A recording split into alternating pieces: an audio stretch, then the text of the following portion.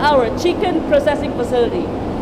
In before videos, I'll show you how you have to make sure your hands are safe. And now we have to show you how to make our foot or boots safe. How we do that? So we have to dunk our boots in the chlorine water. All right, let's come over. Let me show you how. So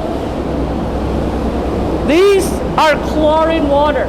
It is very good to keep our boots safe so we don't bring harmful elements from the outside to our chicken processing facility.